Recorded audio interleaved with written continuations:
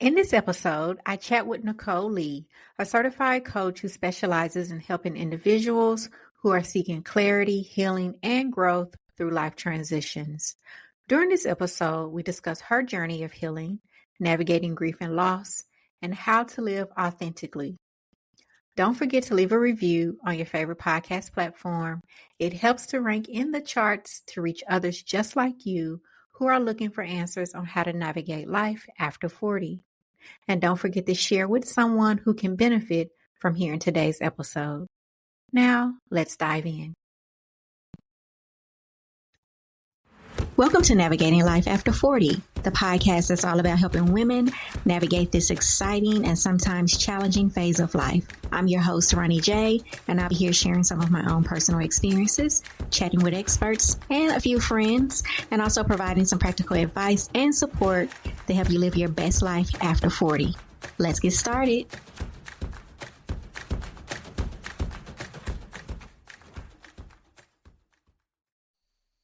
Welcome back, everyone, to another episode of Navigating Life After 40. I am your host, Roni, and today I am here with Nicole Lee. Hi, Nicole. Welcome to the podcast. Hey, beautiful. Thank you for having me. Thank you for being here. So I know we have a lot to talk about today, which is also, it can be a sensitive topic for some and a deep topic. So maybe we won't dive too deep. We don't know where it's going to go. We'll just let it flow. Yeah, we'll let it flow. But to kick things off, everyone knows that I love a good icebreaker. Okay. Call myself like the icebreaker queen, of course. And this is unrelated to our discussion. I just wanted to kind of, let's level things out before we dive into that more deep part of the discussion today. Okay. All right. So, icebreaker question for you is, if you could have any superpower for a day, what would it be and what's the first thing you do with it? Oh, a superpower for the day. Huh. I think I would want the superpower to take pain away. I just think of like the work that I do. If I could literally just like zap people's pain away.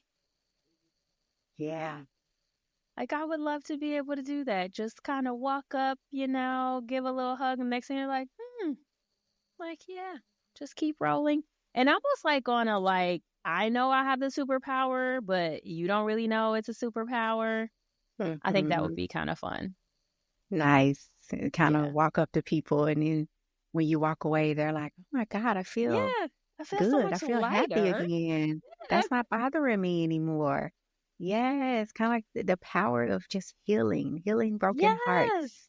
Yes. I call myself a little Care Bear, so my little shine, and it just instantly hits. So yeah, I think that's the superpower I want for the day. Nice. I love that. I was trying to think here, what would I do? And I would say I would probably, what is the one? Is it Superman? It's one of the superheroes. They can like see things, like foreshadow things or see things. So, no, you know what I would do? What? I would actually be nosy. I would be invisible. I would be invisible so I could go be nosy. I would do. That's definitely what I would do. I would be invisible. I could be nosy and kind of go peek in on people and see what they're doing. Like, what are you over here doing? Let me just go walk into your house and see what you over here doing. So, well, on the flip side, though, that could be very healing because you'd find out what's really going on and then be like, "Hey, girl, so how you doing?" Like it could really, literally break the ice with some things. So, yeah. That's good because I never thought of it that way. Like, yeah, you could use that as a way to heal too. Yeah, like, oh, I know they're dealing with this. Yeah, so next time I talk just to had them, a thought. Yeah, like I had this feeling. You'd be like, "Girl, how did you know?" Because I was in your house. I was in your house, girl. You did not see me there, but I was there. And they'd be like, well, what? How did you get in my house? Tell you something because I love your glasses, but why did I picture you invisible? And it was just the glasses. Or you know how like people take they'll have the like the eyes on like a meme or something. Yeah. Just the little glasses moving around. Yes, yes. And they would say, okay, we know she has several pair, but we know these are her favorite because she wears them all the time. So what is that in my house? What is that staring at me? Imagine sitting and watching TV and then you see some glasses just staring at you on the side. So yes, that would be I'm me. very visual, so I literally was like, "Oh, I see her sitting there." Literally. That would so be me. Thank you so much for sharing and playing this game with me. That's a really fun way to start off today's conversation, especially as we move into this discussion. Yeah. All right. So as we shift gears, Mhm. we know there have been really some transformative experiences that have happened in your life, and Mhm. I can also relate to those as well. And today we're going to talk about navigating grief and Mhm. just finding new purpose in life. Can you Mhm. share with us about your personal story, your journey with grief, and how it shaped the work that you're doing today? Yeah. So what's very fascinating is, I knew of grief, but I did not know of it to the depths that I know now. And that's recently happened over the past few years. But what really got me into healing work and really understanding how we tick and how things can shift our identities and our purpose was my mother was diagnosed with cancer in May of 2018, and she died September of 22nd, which is actually coming up on her 6-year anniversary of her passing, based on the date of when we're having this conversation of 2018. So very quickly, right? Like rapid decline. And, I went through a tough time. My mother was my best friend. I was the person who took care of her while she was going through that process. So when she died, I was grieving, and I didn't know, though, the physiological elements of grieving at that time. I knew about, many people know, oh, you're sad or you're confused or you may have symptoms of depression, those types of things. But I didn't know physiologically when you go through a significant loss, your body literally goes into a threat response. It literally shifts, right? So basically going through that, going through my self-discovery journey, I asked the similar questions that many people ask. Who am I? What's my purpose on this earth? Like, what does this mean to me? Am I living in alignment? And when I looked at those, Roni, I didn't really know who I was. I was really living what others thought I should be. And when I thought about if I was on my deathbed, would I be satisfied with the life that I had created for myself and others? The answer was no. And so that really took me into a soul searching journey, a healing journey. And in 2020, I left my 20-year successful career behind to go deep into my work and then deep into the work that I do today. So I now serve as a multidisciplinary healer, an intuitive guide, a wellness educator, and a retreat leader, helping people create more authentic and fulfilling lives and healing the areas that need to be healed along the way and helping them heal the areas that need to be healed along the way. Thank you for sharing that with us. And also, thank you for being here so close to the anniversary of your mother's passing. And I think when we first chatted before this recording, I kind of shared with you my journey with my loss with my dad Yeah. back during 2020. I get the years 2021, the loss of my dad. And it was just unexpected. And so, thank you for being here. I know it's a lot, and I feel bad because when you were talking, I was like, oh my God, the anniversary is Yeah. tomorrow. It's And divine timing, so sis. I chose this date.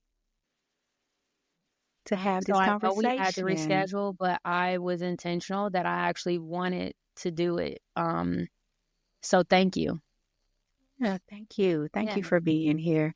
How have you been doing? And I'll shift just a little bit and then come Okay. back. How have you been doing since that time? I know you're helping other people, but how are you doing? How have you taken this time of the year, the anniversary of your mom's passing? How do you get through that time? And I wanted to ask this question, as you just said, divine timing, because it just made me think of a friend of mine who also lost their mother and the impact that it's been having on them. And they get to the point where the anniversary comes and it's just, I don't know what I should do right now. How have you navigated this journey so far? Yeah.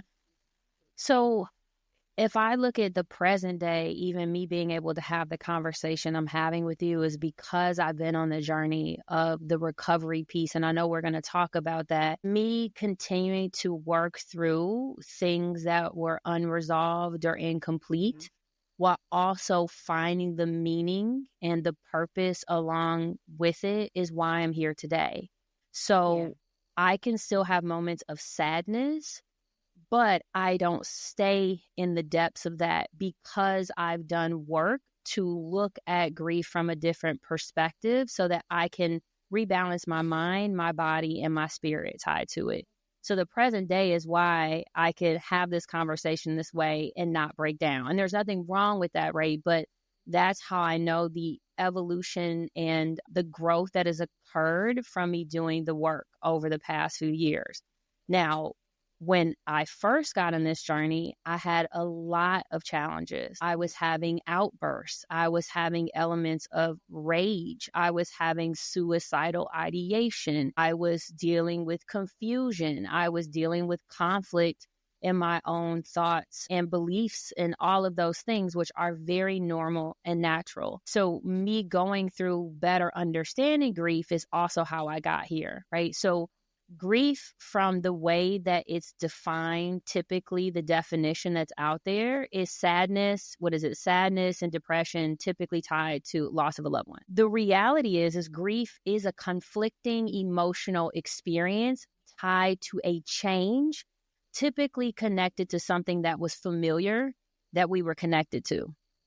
So when you start to understand that as well, I now understood why I had conflict between my mother no longer being in pain and me also missing my mother, right? And then also understanding that my body was also in shock and confusion as well. My body wanted relief, but my body was also having heartache. So I share that because that's actually the pieces that I invite individuals to go through, that many times we have not been given the space or the permission or the guidance to actually go through the things that feel unresolved. That's how we actually stay in such a deep state, because there are things that feel incomplete to us and we don't have closure. So that is the big piece I went through of what feels incomplete to me. What in my body feels disrupted? What in my life feels disrupted, right? And so I started to kind of work through those pieces and getting closure in areas where I felt I could close, and areas that I could not get full closure because my mother wasn't here, right? Or certain things that you just can't close the way you desire, a form of acceptance and acknowledgement that those won't come, right? So that's a whole cycle there. And then the other part was giving myself the compassion and grace and courage to navigate my journey the way I needed to. I think the other thing that keeps us in this state of pain is that we have sometimes been prescribed of how our grief should work, right? How we should go through that process. And when I liberated myself from that, and when I started to create language of how I wanted other people to support me through the process, that also helped me go through an element of recovery. Because now I was no longer trying to follow someone else's protocol of what my experience should be. And I was helping the people I love around me know what I really needed. Not what they thought I needed, but what I felt I needed. So those are a few things that have gotten me to where I am today. And just, again, that compassion and space. You know, this time last year, I believe I did break down, right? I had a moment, but I allowed myself to have that moment. I allowed the things that were coming up that felt unresolved to work through them. That then brings me today that I now understand, but I also am very aligned to my purpose now. Very much so. So the last piece I'll say about that is going through all the clearing pieces, also do understand that it was necessary for me to get into my divine assignment. The piece that I went through with my mother was the activation to have me living in my purpose. So that kind of joy and gratitude outweighs the wanting to sit in the grief, because then I can't do my work. See what I'm saying? Then I cannot be up in the world helping people have hope and faith that they can be similar to what I am now. So that's the other piece of why I can be on this podcast today, because that is the part that drives me. And when we have meaning that is greater than ourselves, that is tied to our pain, it is the fuel that propels us to get up every day and move forward. Yes, I love that. And thank you for sharing how you have worked through that and how you look at this now from a different angle than what you looked at it before. Yes. I know oftentimes we hear about the stages of grief, but we don't understand that they're not linear. They can go in a zigzag. You can be experiencing two of those areas at the same time, or you can be experiencing all of them. You can just going through this cycle mentally and emotionally. And so what I liked that you shared is that you do allow yourself those moments and you give yourself that grace and that compassion, and you take this moment, but you don't sit there in that space, because now you have this understanding of this loss has led me now to my purpose. And now it's my job to not only continue to do the work on myself, but also help those as well who might be going through the same thing or something similar. Yeah. And can I just add to what you're talking about with the stages of grief?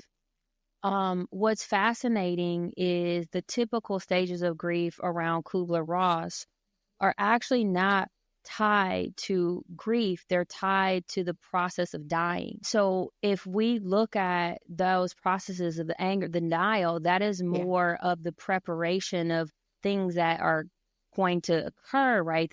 Or the bargaining and things of that nature. So what is interesting to your point about grief and stages and experiences not being linear, the other thing, like you mentioned, there are ebbs and flows, and both can be true. So what also happens is, for example, I had relief that my mother was no longer suffering. So I can have relief and grief. I can have relief and anger.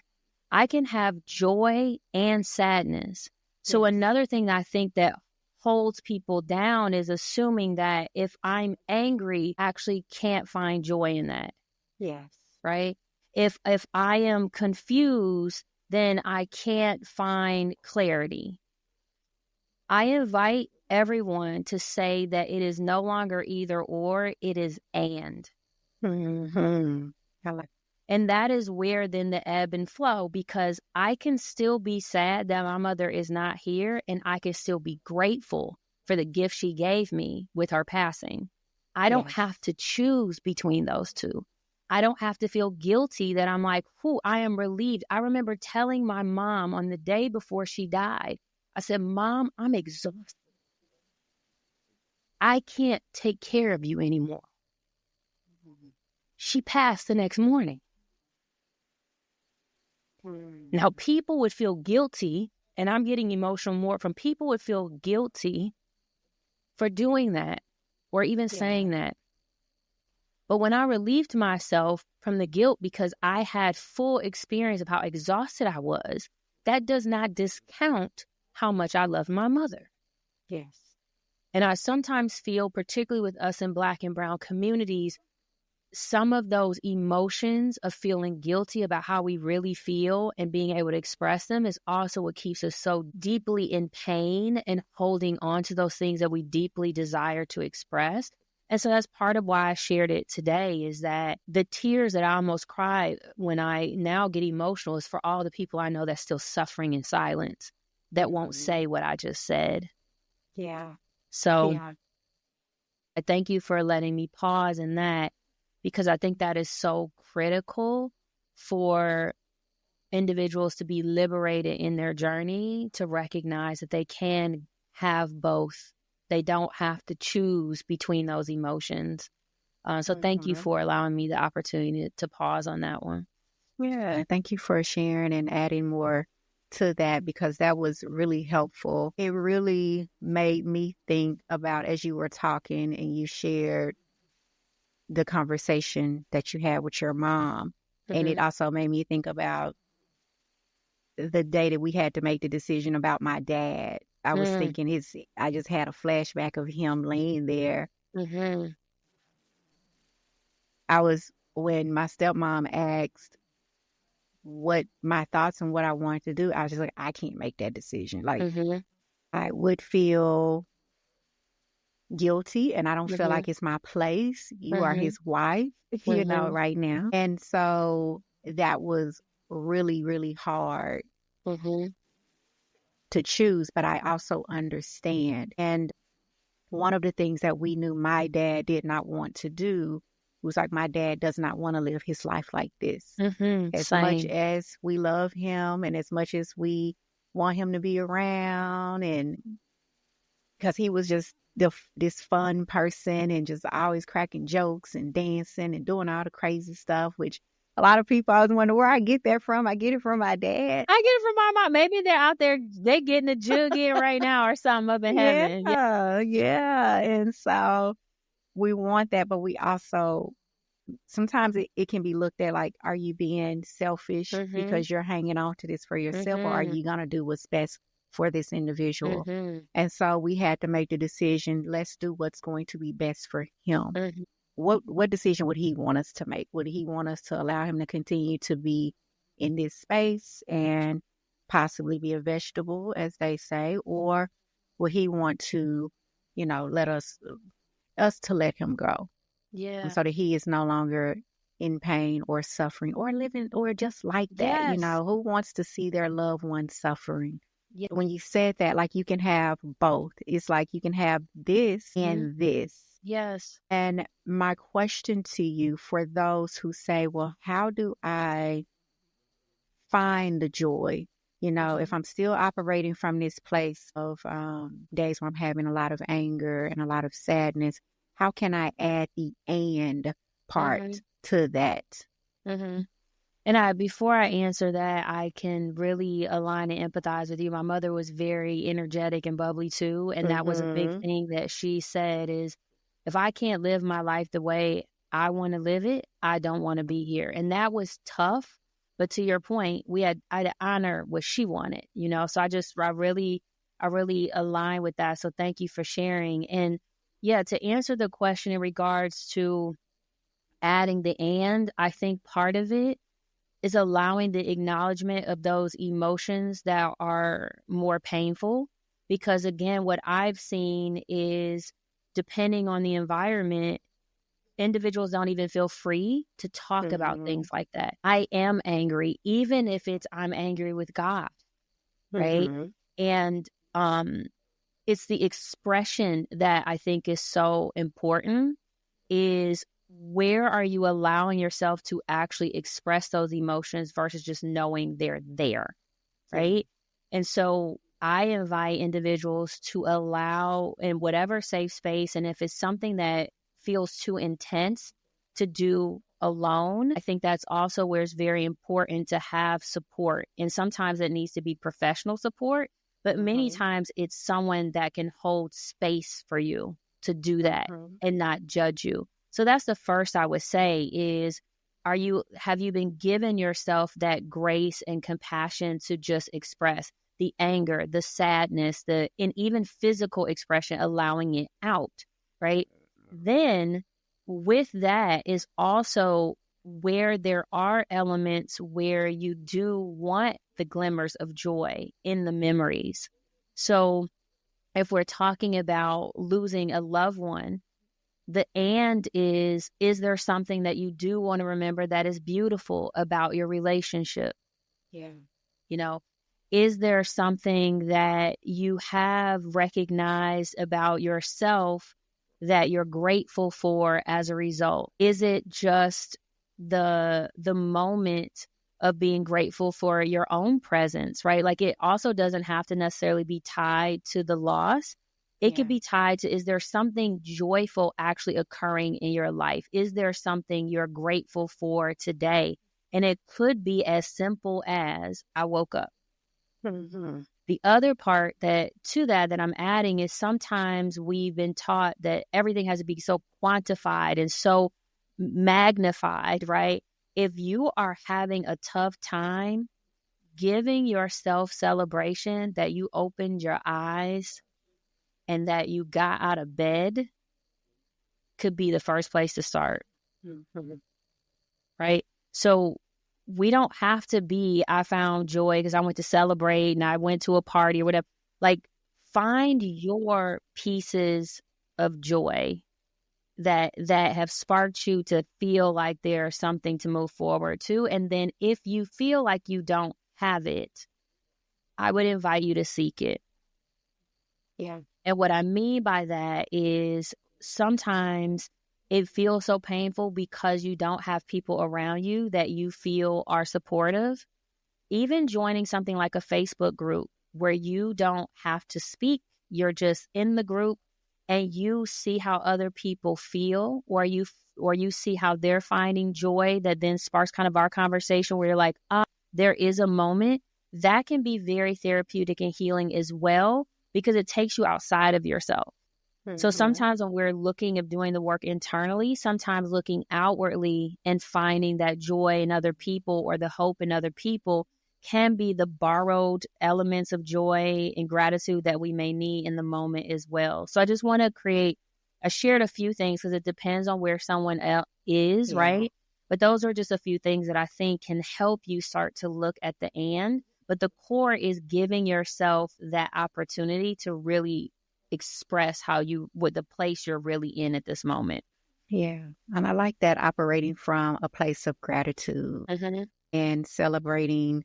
It's like those small things. It doesn't have to be something grand. It's just the small things, I woke up today, or my child, got an A on their exam, or it's just those small things that you can, start to incorporate so that you can have that and you're not stuck over in this phase of anger. I'm not saying that you can't experience the anger, but it's like, yes, I'm angry today, but what today can I be grateful for also while I'm going through this process? So I really like that. And you made me think about patients that I worked with when I worked in hospital years ago, and how I used to teach them to find things to honor their loved one, especially when holidays come. What are some things you can do to honor your loved one? And we would talk about that. And that could look like making my parents' favorite meals. I would hear things like that. Some people would set a plate at the table for their loved one, even though they were not here. When the birthdays came, they would do something that their loved one really enjoyed doing to just honor them. And so it made me think of that, because I think sometimes we can stay so stuck in the grief that we can't see, like, well, what am I supposed to do? They're not here. I don't feel right celebrating them or doing something, but I look at it as a process and as a way to begin moving forward. You get to a place of acceptance, but I also like to say, get to this point of a new normal in my life. And part of my normal is, no, I can't see my loved one every day, or I can't talk to them face to face every day, but I can still talk to them, my heart. I can still say, hey, mom, I miss you. I wish you were here. Today's your birthday, or dad, today's your birthday, or whoever it might be. Another thing that you really pointed on is like really being grateful for the things that your loved ones gave to you. So it's like those memories and that sense of humor. And so I know I can say that, to my dad, thank you for giving me this sense of humor, because people think like, you are crazy. You come up with this stuff. You just bust out singing and dancing. And that is me. I got that from my dad. And so I appreciate that. And one of the things I have come to really be more appreciative of since his passing was just as I moved through my career. And I'm just like, I'm here because this is where my dad started. Like, and I was like, I'm going to finish this. And he didn't get an opportunity to years ago, but I took it. I feel like I took the torch in the same career. Bam, I got to the finish line. And I was actually having a conversation with someone about that the other day. I was like, yeah, my dad, he did this. And I used to use his books to write my papers when I was an undergrad and couldn't use them when I got to grad school. They were a little bit too old, but in undergrad, they still were relevant. And I was just thinking about that, even in this conversation, just to appreciate those parts of who he is that I see in myself. Yeah. Thank you so much. Yeah, and I love that you say, is I'm similar. I buy my mother a birthday card every year. Sometimes I feel, but I think that's the part too, is again of like how you're feeling. But you're right, those are things that you sometimes forget. And I will say, usually in the first year, also because the body is so in shock and disbelief. So I think that's the other part.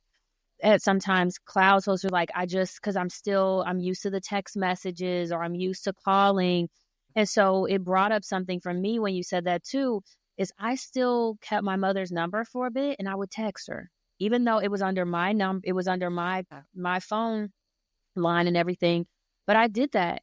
I'd actually pretend that I was talking with her on the phone. I would do certain things that helped me realize that she wasn't here, but to your point, that I wasn't totally disconnected from her. And I think that's something else where folks feel like, okay, it's over. Yes, part of the journey of acceptance, though, is going through sometimes that process. Sometimes it is still buying the card. Sometimes it is still keeping the phone line on. Sometimes it is holding on to certain items because, and this is the reason why I'm bringing this up too, is just like we talk about your unique journey. Some people are like, you got to get rid of everything, or you have to go back to work, or you don't go back to work. Like all of those things really depends on where you are and what feels good to help you through your acceptance process, right? To get there.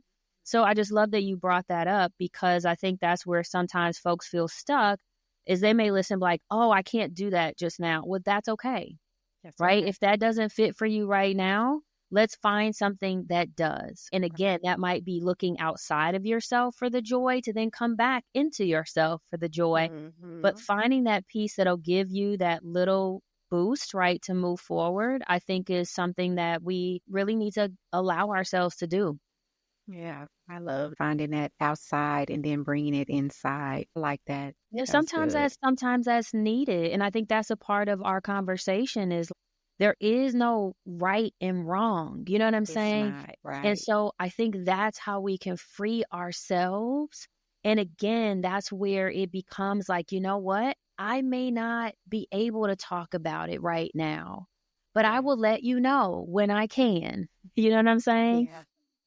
And I think that's where we can feel comfortable with expressing, but it is going through that exploration process to figure out what those things are. So I really appreciate what you said too, because it sparked me. I was like, oh, I did that and I do this. So yeah, I think it's just helping expand folks' view of what that journey looks like for them. Yeah. Thank you so much.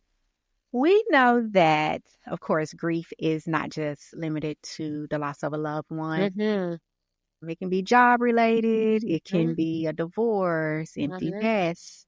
It can be many other things as well. Can you explain just kind of how these losses can impact one's emotional well-being when they go through these phases?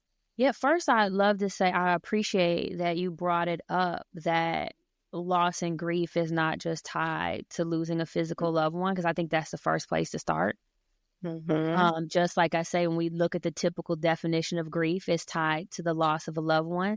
So we also aren't in a society that actually has us thinking about how every change or transition could include an element of loss or grief in it. So I would just start with that.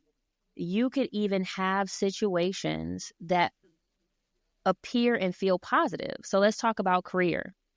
You can have a situation where you were an individual contributor and now you're getting promoted to a manager. We all celebrate going up, right? Getting to the next level. However, no one ever says, is there something that you're grieving about this? That can be a loss of independence. That can be a loss of connection of your team. That can be a loss of personal safety, of like there's all these different losses and grief that can actually be tied to things because it's tied to a shift or change in our life that was familiar.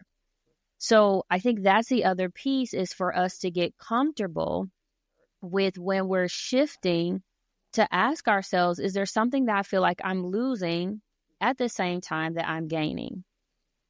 Yeah. Because again, that's where I think the compounded grief comes from, is because I know for me, it wasn't until I lost my mom that then I was like, wait, me shifting to my purpose felt good, but I'm grieving the 20-year career that I had that was familiar, that I was getting paid a certain way, that I had peers. That was a whole grieving process that, had I not started studying grief, that I wouldn't even recognize the cycles and how to work through that. Another example I'll give in my personal life is I was in a relationship throughout my mother's passing through six years. We separated last year. We're amicable. He is one of my best friends. I had to go through a grief cycle because I was losing a friend, not just the relationship. Right? I was losing elements of what I thought the friendship, or I'm losing safety, connection, right? All these things. So I bring those up because I think that is the foundation, Roni, is that we have to start looking at loss and grief from the events and experiences that we go through, that then help us reconnect, to give ourselves the time and space to ask those curious questions about what this loss and how it feels to me, and what also I feel I need. And I know your podcast is Life After 40. How many women feel that they're losing something when they get to 40 plus? Yeah. Right? The shift happens. The shift happens, right? So again, allowing ourselves to say, it's not just the age, right? What am I grieving? Are there elements of youth? Are there elements in my relationships? The same thing with people who have children. We don't talk about, there's a loss of autonomy and independence, and now you're taking care of another person who really needs you. What part of that are you grieving? Some elements of your single life?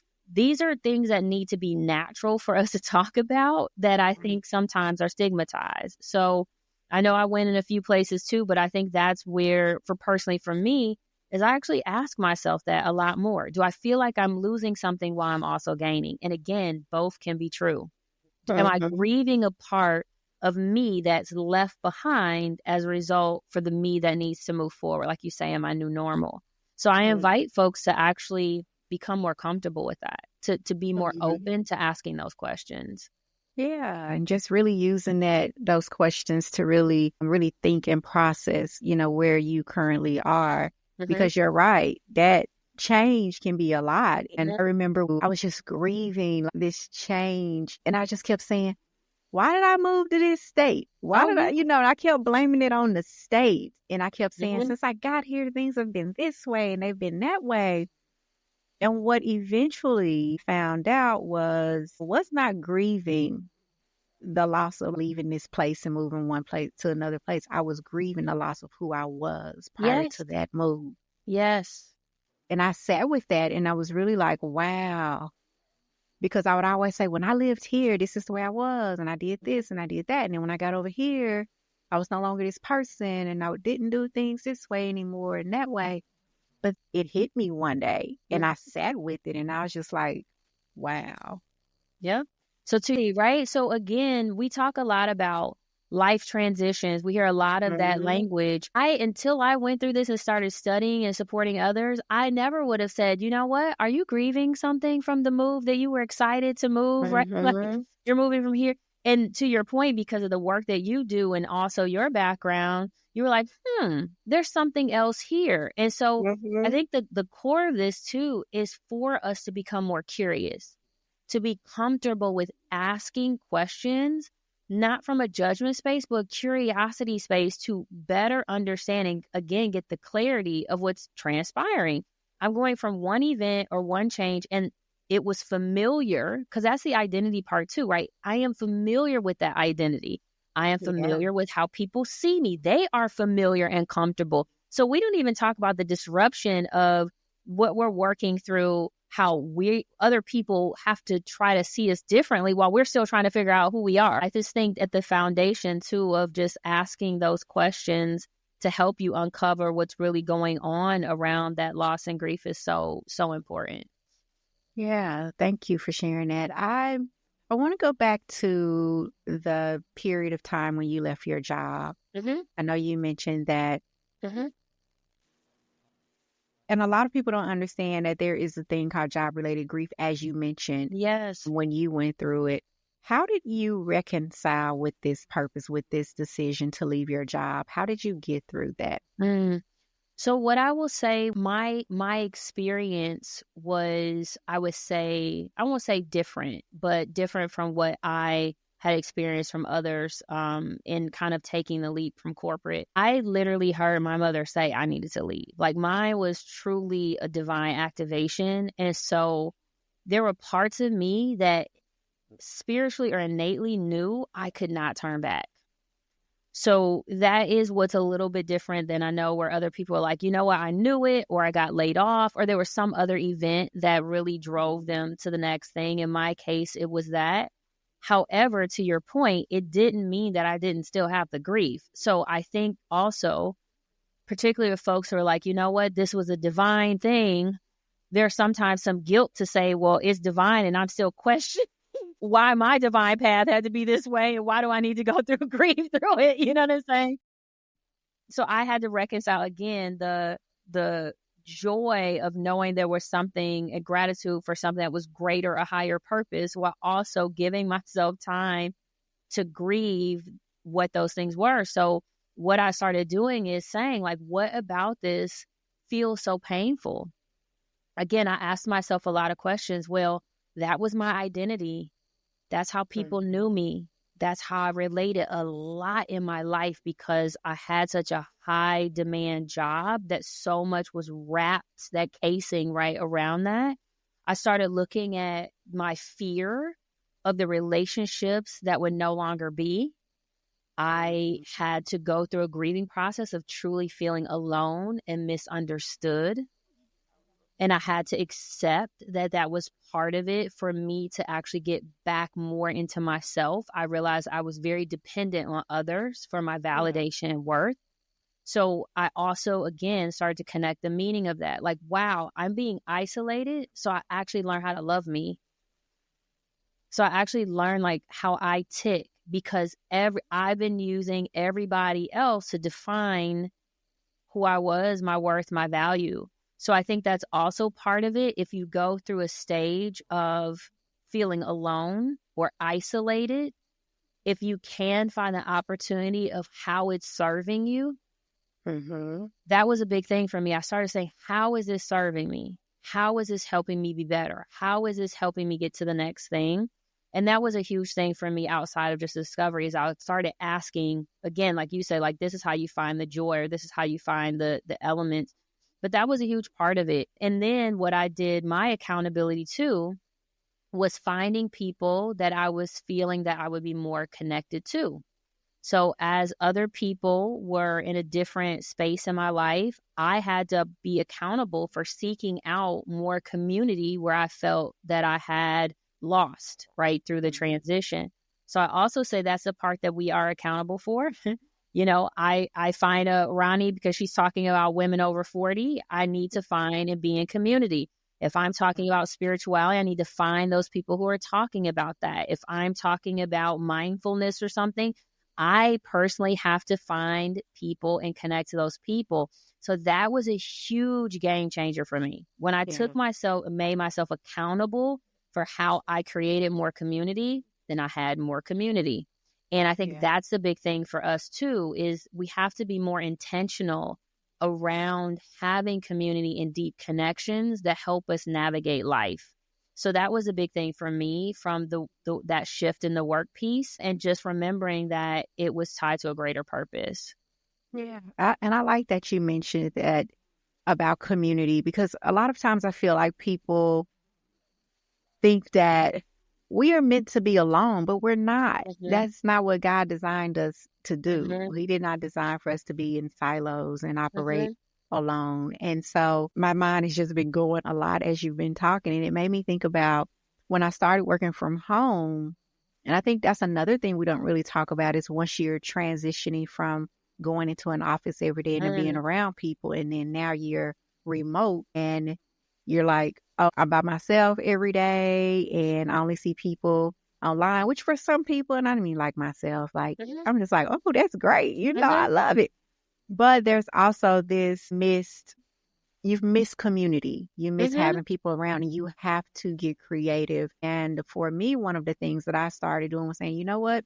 Once a week, I'm going to step outside and go to lunch. And then I say, another day on the week, I'm going to go and take this Pilates class. I'm going to connect with different women in some Facebook groups. And when they're getting together to go to lunch, I'll go do that. Or if they're having events or things, I'll go do that. Or I'm finding myself doing things that have always been on my list, and I'll go do those. Yes. Because even though we love working from home, there is still like this feeling of loss because we're not around people every day. Yeah. And you have to, as you mentioned, create community. And that has been so helpful for me to do, because I used to be really excited and say, yeah, this is great. I'm working from home. And it is great. I love working remote, but also miss having community sometimes. And the physical connection to humans. Yes. Yeah, to humans. And not just like, oh my God, I'm on Zoom all day. Yeah, it's like, oh, now I'm in proximity to someone else. And so you definitely feel different when you are around other individuals. And I noticed that. And I said, you know what?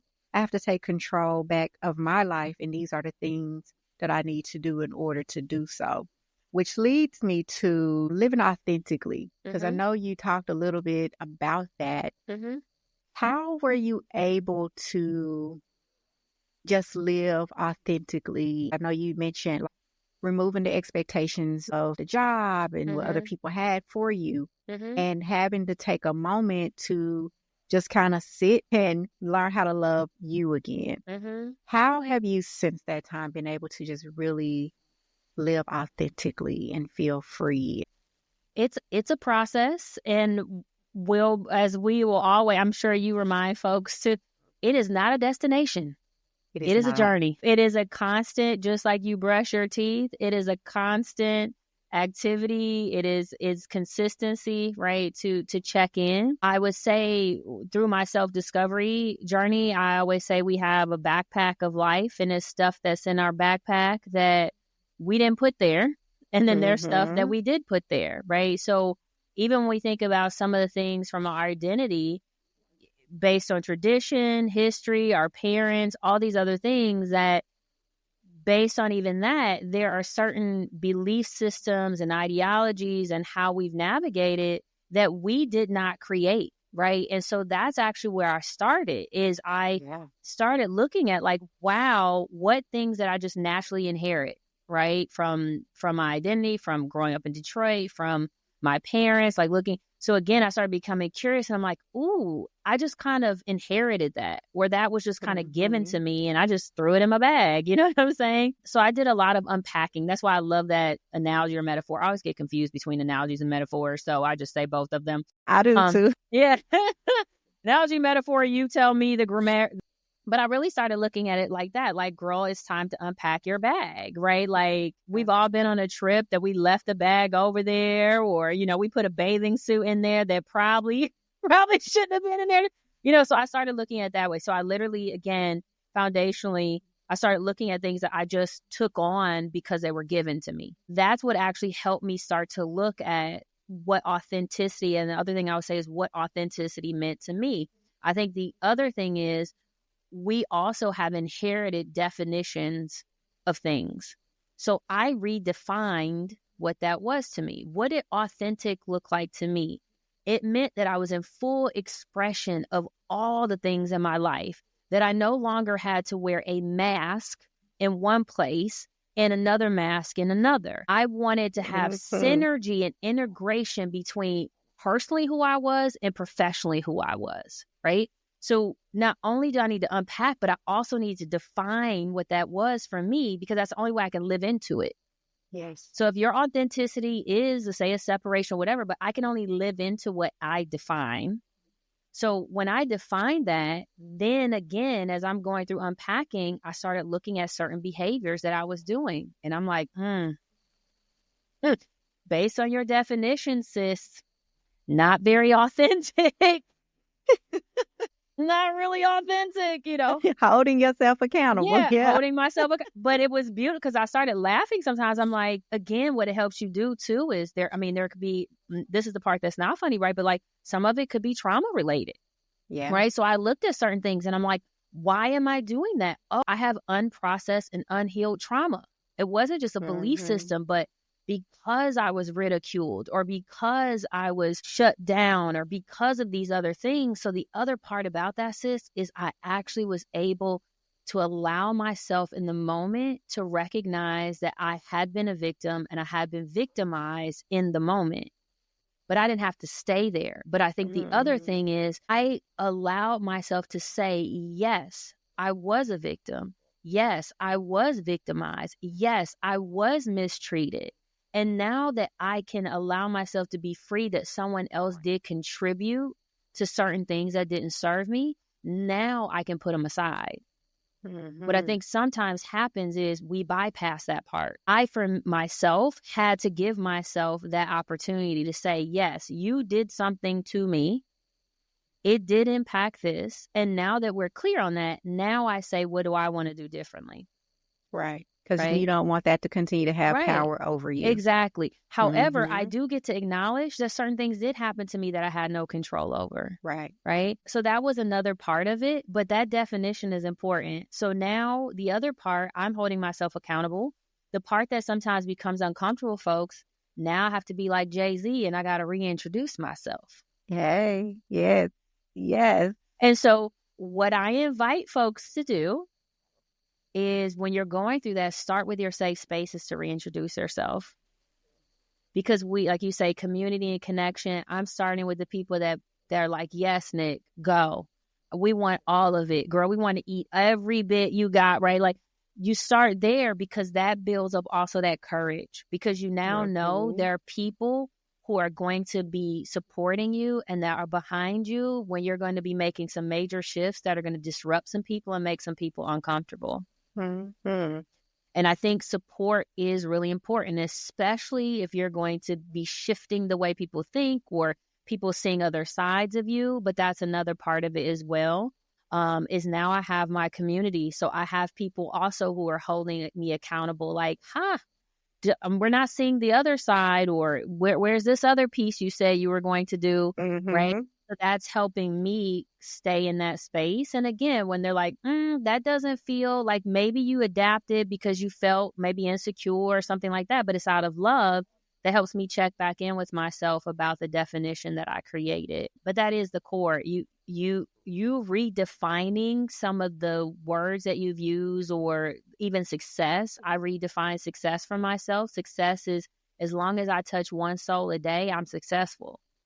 Well, hey, that's a whole different accountability, that's a whole different metric to live my life towards. So yeah, I would say those are the things that I would say help me get to where I am today. And again, the healing work, obviously support in that, and clearing and healing some of those traumas. But that's why I can really stand true into who I am, because of the work that I've done.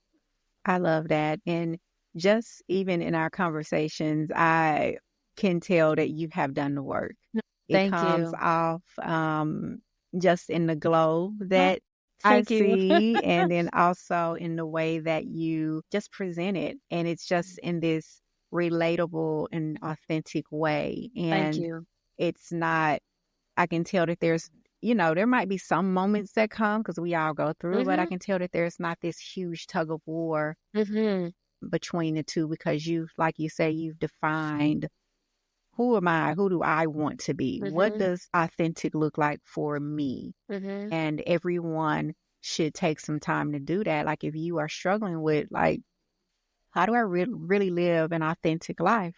Well, first define what does it mean for you, and write that down, journal it down. What does it mean for you? And then begin to do the work to create what you have defined that to be for yourself. And so I appreciate you sharing that because I think a lot of times we often don't remind ourselves that other people have given us these definitions and have planted these seeds. And we're like, okay, I got to do this. But no, how do you define these things for you? And how's it going to work for your life? Because what works over here for somebody else may not work for you. And so I appreciate you sharing that. Thank you so much. You're welcome. I appreciate you seeing me and seeing the work that I've done. And I think that I will just add no matter, again, we're on a journey, no matter how high we go or what we accomplish, being affirmed by another beautiful soul who sees us is so important. And that's why we say community is so important. If I didn't have people like you seeing me, that's the other part, that when I have moments, I now have a Roni that I'm like, I know she's like, girl, right? Like, what's going on? Girl, what's up over What's there up, now? girl? What's happening? And it just brings tears to my eyes. And I think that's like you say, where sometimes if you're the people, and this is the other thing that I think is important, just because you now have to let go of relationships or you don't have the same depth you have, doesn't make you a bad person. Exactly. Right? And we also, from a societal perspective, have put so much weight on history with people, how long we've known them, what we've gone through with them, right? And the Spirit told me to remind you that cannot be the thing that paralyzes and handicaps you from moving into your purpose. There was an element that you can connect and you can love people and leave people. Right? And so that's another thing that I had to do. If I have changed the definition of authenticity for myself, I have to expect that some people are not going with me. And it's not that I'm better or they're better or worse. It's that I have redefined my life. I've redefined who I am. The last thing I will say is if everything is full, where is there capacity and space for new? So God was like, if everything stayed, where's your capacity to receive new? Right. All right. So as we go through the grieving process, the loss is an understanding that things are lost, but at the same time, there is space and capacity for new experiences along with the past experiences, for new opportunities along with the past ones. And so I don't know why that came in, but for whatever reason it need to be said, that's just something to be mindful of, because if we hold on to everything from the past, we are so weighted down. There is no lightness. There's no openness for new things to come. Yes, that was for me. Okay. I will say that was for me. And you did not know this, but I have been dealing with been grieving the loss of a friendship. And that friendship was over 20 years. And so I was trying to figure out, and I would pray and ask God, like, well, God, how do I do this? Because I've been friends with her for over 20 years, not for 2 years. You know, it's a difference when you're having to like let go of a friendship that's this length of time versus a shorter length of time. And so I struggled with that. And I was just like angry. And I went through that anger phase, and then I had some sadness going on, and I started to have some guilt because I was like, well, it's been 20 years, you know. But then I had to get to the point and say, well, we're not the same type of friends to each other. Right. And I have to let that go. And I remember somebody said, well, why do you owe her an explanation? I said, because we've been friends for over 20 years. So I have to like, this is what is happening and this is why we can't be friends anymore. And I was just like, well, Lord, when is the right time to have it? And one day I was really angry and I was just going to send a text and say all of this stuff over. And the Lord was like, no, not, no, don't do that. Not yet. Not yet. And so that message was for me because I have really been going back and forth about this friendship, which I know has to be, I have to let it go. And as you mentioned, God can't open new doors if you're still over here with these holding on to old things. And I'm always a believer that baggage is really heavy, and I always have this visualization of every time we move from one phase of life to another, even if we're in a romantic relationship, if we don't deal with this baggage before we get into another relationship, then we're carrying it over, and it's just we're dragging it, and it's heavy. And you have to let it go. And I know that for me, a lot of the work that I've been doing is really trying to walk more into my purpose and into the woman that I visually see for myself. And as you mentioned, what does authenticity look like for you? And that's something that I have been really going back and forth with. What does that look like for me? Visually, I see this for me. So I've been operating in that way. But in order for me to get here, I have to let these things go. Thank you so much for sharing. And what comes to me as you say that, perhaps sometimes we need to live in the future to make our present and past easier to let go of. So perhaps that beautiful vision for yourself, live in that. Live in the attributes of that, what's around you. Like, because I had similar things of that too, because I was like, well, if I'm wanting to go here, this is what it looks like. It actually will help you be like, ooh, they don't fit in there, right? Like you still have to go through the grief and loss. But when you are bringing the vision together so clearly, I think that will help you get to a place in the heart of love of knowing that it is a requirement for the divine assignment versus the personal responsibility that I feel. And I went through the same thing, sis, where it was like, okay, this is no longer about my ego and what I'm trying to do. This is a divine assignment. And so now that actually helps me have those conversations because my conviction and what I need to do makes it very different. It creates a level of acceptance and honoring that it's a requirement. And even the people that I've had to do that with, I can have conversation in love, less about our personality traits, less about what you did versus what I did, and more about based on where I'm moving in my alignment, this is necessary. And I love you, but this is what's necessary, right? And so I think that is something perhaps with anyone who is going through that is when you're aligning to purpose, it's no longer personal. Like, and that's what's helped me with certain things that have been painful. I allow myself to grieve, but I was like, this ain't about me no more. You know what I'm saying? Like this is about something not grander, like special, but if more people have to be impacted, then I have to do this. And I would say too, the explanation that I sense is some of us just based on the way we are in our heart. I will invite anyone, if you feel that you need to explain, if you feel that you need to provide context, honor you. Because the other thing sometimes that we do is if we take other people's advice, we forget that we have to deal with the consequences of that. So I will take my advice and be okay with my consequences because I know I did them.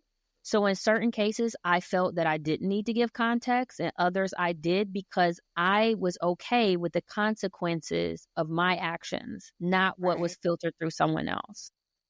Right. So I just honor you and recognizing, but again, it's like we say, we have these societal norms that have actually created more pressure for us, like you say, to carry Mm-hmm. stuff over. Even in my relationship, people are like, but you guys were amazing. And we had so much hope and faith. And I was like, but we agreed that we're growing differently.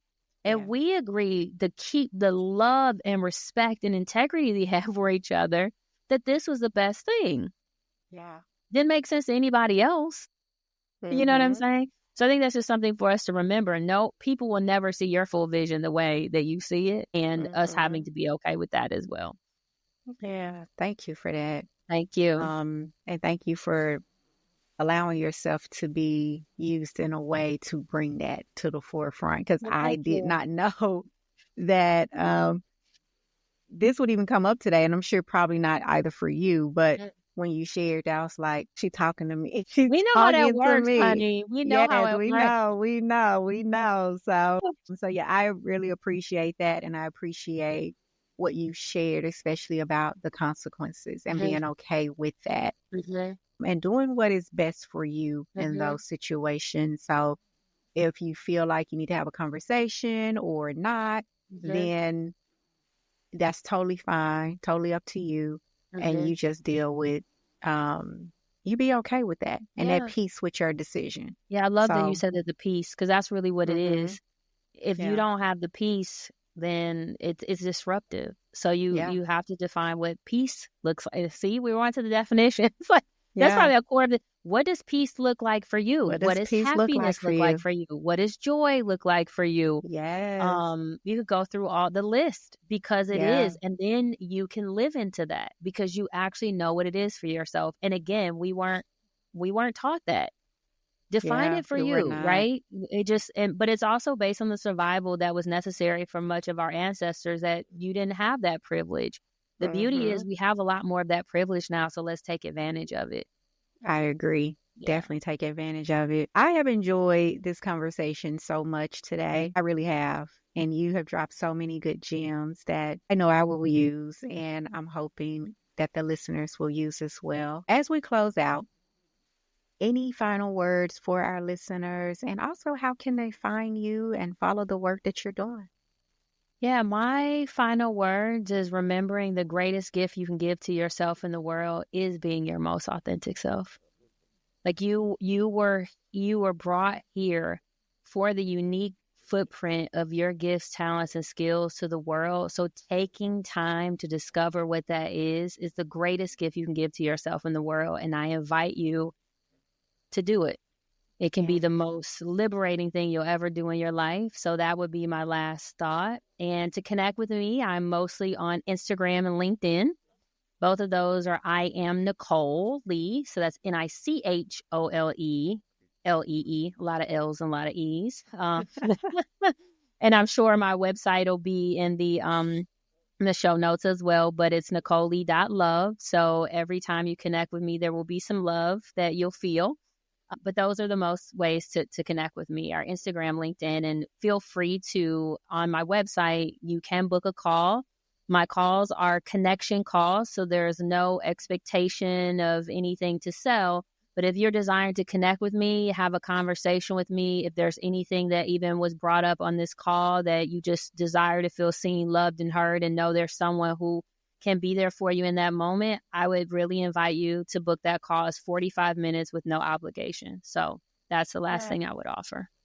Thank you. Thank you. And please take advantage of the call if y'all listening out there, stuff what we talked about today, it will truly, truly change your life. Well, I appreciate you being here again. And I will definitely post all of Nicole's information in the show notes, Instagram, LinkedIn, website, and all of those things. And you are listening. I would love to hear your thoughts about this conversation. Join me in the Facebook group, Navigating Life After 40. I will actually be in there a lot more. I promise. Yes.